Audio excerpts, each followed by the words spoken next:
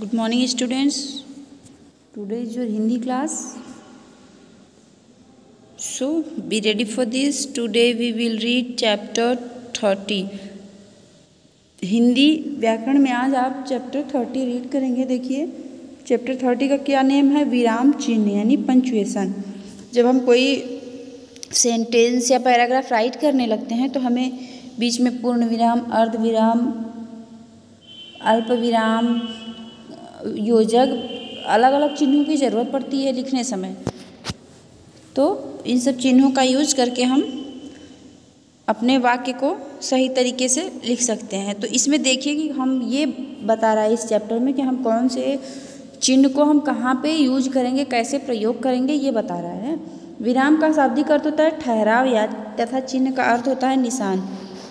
विराम का मतलब रुकना, ठहरना, यानी जहाँ हम कंटिन्यू जब बोलते रहते हैं, देखते हैं मेरी एक लाइन कंप्लीट होती है, एक पूरा वर्क कंप्लीट होता है, तो हम क्या करते हैं बीच में थोड़ा सा स्टॉप होते हैं यानी रुकते हैं, हल्का सा ठहरते हैं। तो उसी सब चिन्हों को यूज करके, जैसे थोड़ा ठहरना है तो हम कौन सा चिन्ह लगाएंगे, थोड़ा उससे ज़्यादा ठहरना है तो कौन सा चिन्ह लगाएंगे, ये सारी चीज़ें आप इसमें देखेंगे। भावों और विचारों की अभिव्यक्ति स्पष्ट और बोधगम्य बनाने के लिए विराम चिन्हों का प्रयोग आवश्यक है। इससे वाक्य विन्यास तथा भावों की अभिव्यक्ति में स्पष्टता आ जाती है और सौंदर्य भी बढ़ जाता है। नीचे दिए गए वाक्यों को ध्यान से पढ़िए। देखिए वाक्य दिए गए, इसको पढ़ना है ध्यान से। रोको मत, जाने दो। यहाँ देखिए सीधा लिखा है रोको मत जाने दो। मैंने तो हमको मत रोको जबरदस्ती कहा, हमको जाने दो। रोको मत जाने दो, किसी से बता रहे हैं कि उसको रोक लो, जाने मत दो। यहाँ रोको मत जाने दो, ये अपने दोस्त को ही कह रहा है। तीन दोस्त हैं, देखिए ना, एक जा रहा है ना, एक बीच में ये देखिए खड़ा है, और ये क्या कह रहा है, ये कह रहा है कि ये लड़का इससे कह रहा है कि रोको मत इसको जाने दो, चला जाइए। यानी क में अर्थ स्पष्ट नहीं होता और ख और ग में तो अर्थ स्पष्ट होता है, लेकिन एक दूसरे का उल्टा अर्थ मिलता है। यानी इसका कुछ और है, इसका कुछ और है। इसको मतलब रोकने की बात कर रहा है, इसमें जाने की बात कर रहा है। अल्प विराम लगाने से किसी को न रोक कर जाने के लिए कहा गया। इसी प्रकार विराम चिन्ह लगाने से वाक्य ख और ग को पढ़ने में जितनी सुविधा होती है, जितना अर्थ स्पष्ट होता है, उतना वाक्य क और ख में पढ़ने से नहीं होता।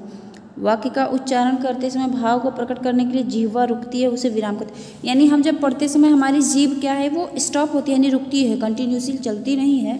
जब हम एक लाइन पूरी कंप्लीट कर लेते हैं, कुछ वर्ड के बीच बीच में हम क्या करते हैं, स्टॉप होते हैं यानी रुकते हैं। तो हम वहाँ किसका यूज करते हैं, वहाँ विराम का यूज करते हैं। ठीक है। और देखिए ये है इसका एक डेफिनेशन, एग्जैक्ट डेफिनेशन क्या होगा विराम चिन्ह का।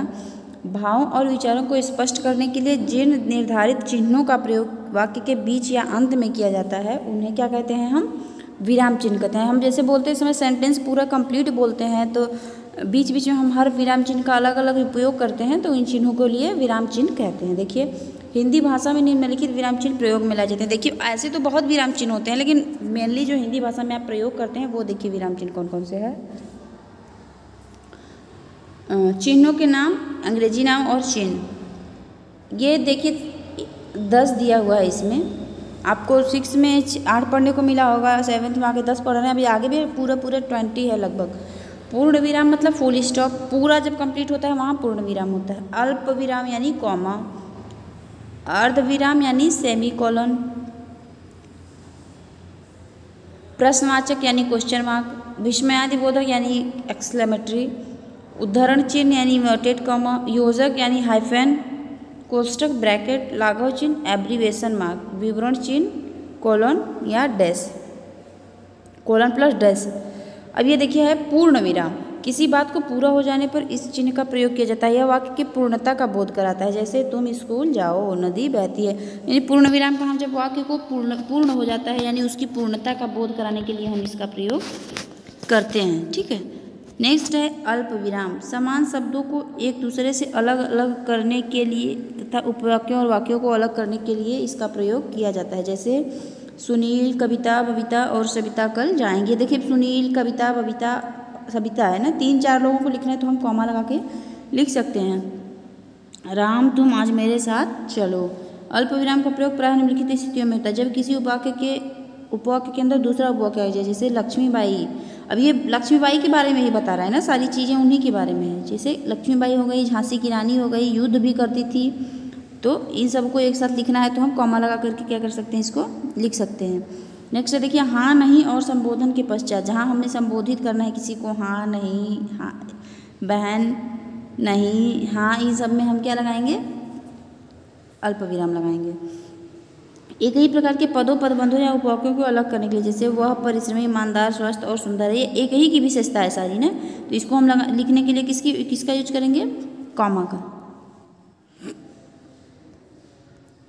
उद्धरण चिन्ह के शुरू होने से वाले उपवाक्य से पहले, जैसे उद्धरण चिन्ह यानी कॉमा, इन्वर्टेड कॉमा आता है, तो इसके शुरू होने से पहले भी यहाँ पे हम इसका यूज करते हैं। मिश्रित वाक्यों के विशेषण उपवाक्यों को अलग करते हैं, जैसे मिश्रित वाक्य उसका विशेषण जब हम अलग करेंगे तब, जैसे वे स्वामी जी, अब ये स्वामी जी की बता रहे हैं कि जो पिछले सप्ताह शहर में आए थे, आज वायुयान से कहाँ गए, अमेरिका गए। लेकिन, क्योंकि, इसलिए, फिर, नहीं, तो, कारण जैसे आदि समुच्चय बोधक से पहले, जैसे लेकिन, न, था, जैसे वाक्य कंप्लीट हो रहा है, आधा पूरा लेकिन कंप्लीट नहीं हुआ है, एक साथ सबको जोड़ के जब लिख रहे हैं तब हम इसका यूज कर सकते हैं। देखिए अर्धविराम, अर्धविराम यानी सेमी कोलन, इसका प्रयोग अल्प विराम से अधिक और पूर्ण विराम से कम देर रुकने के लिए किया जाता है। जैसे वह बहुत दुबला पतला है लेकिन कमजोर नहीं है। पूर्ण विराम से कम देर ठहरने के लिए अर्धविराम का उपयोग होता है। इसका प्रयोग निम्नलिखित स्थितियों में किया जाता है। जैसे देखिए, एक ही समूह के रूपों का वर्गीकरण करते समय इसका प्रयोग होता है। जैसे संज्ञा, संज्ञा के प्रकार, लिंग, वचन, कारक, सर्वनाम, सर्वनाम के भेद, इस तरह से। ठीक, किसी नियम के बाद में आने वाले उदाहरण सूचक शब्द जैसे से पहले आता है, जैसे पुरुषों के नाम से पहले श्री शब्द का प्रयोग होता है। जैसे समानाधिकरण वाले वाक्यों में किसी मुख्य भाव पर बल देने के उद्देश्य से प्रयुक्त होता है। जैसे भारत में स्वतंत्रता का शंखनाद महात्मा गांधी ने फूका, यहाँ पे उदाहरण लग जाएगा, अरे सॉरी अर्धविराम। अहिंसा और असहयोग के अस्त्र उन्होंने ही दिए, अंग्रेजों के विरुद्ध जो आंदोलन हुए उनका नेतृत्व भी उन्होंने किया। मिश्र तथा संयुक्त वाक्य में विपरीत अर्थ प्रकट करने के लिए उपवाक्यों के बीच प्रयुक्त होता है। जैसे गांधी जी नहीं रहे, वे अमर हो गए। प्रश्नवाचक वाक्य, देखिए इसका प्रयोग प्रश्नसूचक वाक्यों के अंत में होता है। जैसे तुम्हारा क्या नाम है, जैसे हम किसी से प्रश्न करें तो वहाँ इसका यूज होता है। विस्मयादि बोधक, इसका प्रयोग विस्मय, आश्चर्य यानी हर्ष, शोक, घृणा आदि भावों को प्रकट करने के लिए किया जाता है। जैसे अरे तुमने मैच जीत लिया, हाय मोहन फेल हो गया। विस्मयादि का चिन्ह देखिए ये होता है, ठीक, एक पूर्ण विराम करके उसके नीचे डैश डॉट लगा देते। विस्मय सूचक चिन्ह, देखिए विस्मय सूचक चिन्ह वाक्य के अंत अथवा मध्य में प्रयुक्त होता है, कहीं भी हो सकता है। ये देखिए, अरे उसे कितना पीड़ा हो रही है, कैसा सुंदर दृश्य है, इतनी लंबी दीवार है।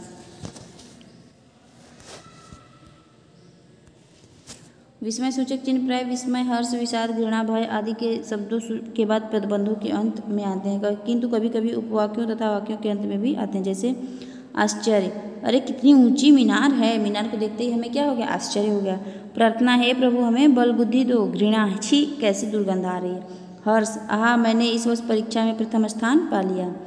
संबोधन के लिए भी इस चिन्ह का प्रयोग किया जाता है। जैसे दीवानी के उम्मीदवार महाशयों, मैंने आप लोगों को जो कष्ट दिया है उसके लिए मुझे क्षमा कीजिए। साथियों, आज देश के लिए कुछ करने का समय आ गया है।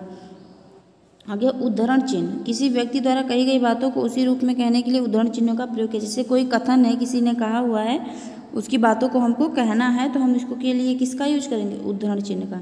जैसे राधा ने कहा, तो राधा का कथन है कि मैंने गाना नहीं गाया। पिताजी ने कहा, परिश्रम सफलता की कुंजी है। इस कहानी, कविता, लघु कथा, पुस्तक के नाम, व्यक्तियों के उपनाम आदि को उद्धृत करने के लिए भी इनका प्रयोग किया जाता है। दिनकर जी की उर्वशी तथा गुप्त जी का साकेत हिंदी साहित्य की अनमोल धरोहर है। इन सबों को दिखाने के लिए हम उद्धरण चिन्ह का प्रयोग करते हैं।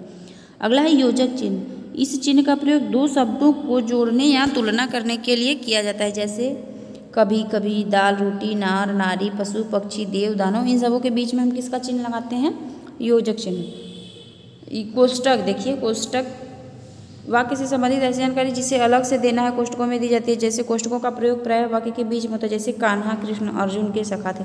अब जैसे यहाँ पे देखिए कान्हा लिखा तो आपको समझ में नहीं आया, हो सकता है कन्फ्यूजन हो, तो यहाँ कृष्ण लिख दिया जो किसके सखा थे, अर्जुन के साथ। कोष्टकों का प्रयोग निम्नलिखित स्थितियों में भी किया जाता है। संवादों में अभिनव संकेतों को कोष्टक में लिखा जाता है। जैसे देखिए रमेश जब नाटक होता है, उत्तेजित होकर खड़े होते हुए, बंद है तो खुल जाएंगे।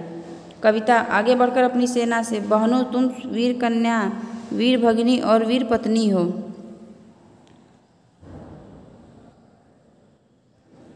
क्रमसूचक अंकों या वर्णों के साथ, जैसे दिशाएं 4 होती हैं, पूर्व, पश्चिम, उत्तर, दक्षिण, ये बीच में हम कोष्टक का यूज कर सकते हैं। जैसे कभी कभी वाक्य में व्याख्यात्मक शब्दों को कोष्टक में रखा जाता है, जैसे आयुर्वेद जीवन दान देने वाली विद्या की शिक्षा दी जाती है, ऐसे व्यक्ति दुर्जन से ही दूर रहना भला।